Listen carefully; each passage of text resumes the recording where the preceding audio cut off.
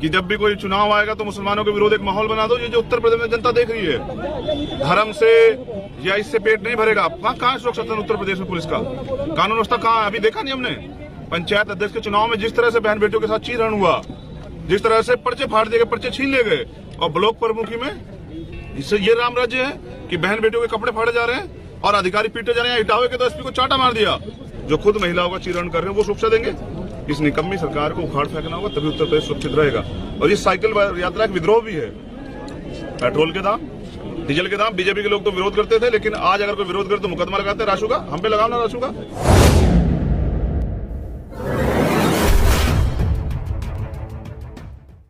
UP में अगले साल विधानसभा का चुनाव है। आपकी पार्टी इस चुनाव को किस नजरिए से देख रही है? देखिए, उत्तर प्रदेश एक बड़ा सूबा और यहीं से जो है केंद्र का रास्ता भी जाता है। ये चुनाव महत्वपूर्ण है। जिस तरह भाजपा भारतीय संविधान को खत्म करने के प्रयास में लगी और जिस तरह से वो सरकारी तंत्र हो, नौजवान हो, महिला हो, किसान हो, सबके विरोध में काम कर रही है, चाहे व्यापारी हो, तो इस चुनाव के मद्देनजर हम ये समझते हैं कि उत्तर प्रदेश में भाजपा को रोकना जरूरी है। और इसके लिए हम तैयारी भी कर रहे हैं कि जो भारतीय जनता पार्टी की उत्तर प्रदेश की जनता बहुजन विरोधी जो नीति है या जन विरोधी जो नीति है, उनको जनता के बीच में लेके जाएं और जनता के पटल पर रखें, जनता फैसला करे कि ये सरकार जो इन्होंने मैं धन्यवाद देता हूं कि पिछड़े वर्ग के लोगों को मंत्री बनाया है, लेकिन क्या जनता नहीं समझ रही कि 4.5 साल उत्तर प्रदेश में क्या सा है? अभी 69,000 शिक्षक भर्ती में 6,000 जो है पद खा गए उनके, और तमाम तरह से सारे बैकलॉग हुए हैं। और जो नौजवान रोजगार के लिए जाते हैं वहां तो लाठियां लगाते हैं। तो अब तक आज तक मुख्य प्रधानमंत्री ने वादा किया था ना पिछड़े वर्ग आयोग का, और उस आयोग से क्या मिला कि 52% ओबीसी को 27% आरक्षण, और वो भी पूरा नहीं दे रहे, उसको भी खा जा रहे हैं। तो पिछड़ों के विरोधी ये सरकार क्या ये जो ब्लेम चूस बांट रही है, जनता को नहीं पता है? जनता हिसाब करेगी 2022 में। जिस तरह से एनकाउंटर के नाम पे, ठोकों की नीति के नाम पे यहाँ हत्याएं हुई है, और अब चुनावी रंगमंच तैयार हो गया है। और जो एक कठपुतली है यहाँ भारत के अंदर, जो सोने की चिड़िया है बीजेपी के लिए, जिसको कहते हैं मुसलमान, उसको फिर से जो है बना लिया गया है हथियार। वो सोने की मुर्गी अंडा देने वाली कि जब भी कोई चुनाव आएगा तो मुसलमानों के विरोध एक माहौल बना दो। ये जो उत्तर प्रदेश में जनता देख रही है, धर्म से या इससे पेट नहीं भरेगा। कहाँ सुरक्षा उत्तर प्रदेश में पुलिस का कानून व्यवस्था कहाँ? अभी देखा नहीं हमने पंचायत अध्यक्ष के चुनाव में जिस तरह से बहन बेटियों के साथ चीरहरण हुआ, जिस तरह से पर्चे फाड़ दिए गए, पर्चे छीन ले गए, और ब्लॉक प्रमुखी में इससे ये राम राज्य है कि बहन बेटियों के कपड़े फाड़े जा रहे हैं और अधिकारी पीटे जा रहे हैं। इटावे के तो एसपी को चाटा मार दिया, और उन्होंने खुद फोन पे करे बम लेकर, बम लेके आने वाले लोग आतंकवादी हैं, या जिस एजेंडे को सेट करके आतंकवादियों का ढोंग रचा जा रहा है, कि हमें नहीं पता है? अगर आतंकवादी है तो उनको सजा दीजिए, लेकिन जनता से आतंकवाद के नाम पे वोट लेके और शहीदों का अपमान करने वाली सरकार भारतीय जनता पार्टी के लोगों को अब जनता उत्तर प्रदेश में बर्दाश्त नहीं करेगी। हम जाएंगे उनके बीच में और जनता से पूछेंगे कि जब बिल्ली कुत्ते की जनगणना हो सकती है तो पिछड़ों की, दलितों की, आदिवासियों की जनगणना क्यों नहीं हो सकती है? मुसलमानों की जनगणना क्यों नहीं होती है? और जब उनकी जनगणना है तो उनकी नीतियां कैसे बनेंगी? मैं ये भी पूछना चाहता हूँ कि प्रमोशन रिजर्वेशन सुप्रीम कोर्ट ने कहा कि देंगे। दलित और पिछड़ा विरोधी अगर ये लोग नहीं है तो प्रमोशन रिजर्वेशन क्यों नहीं दे रहे हैं?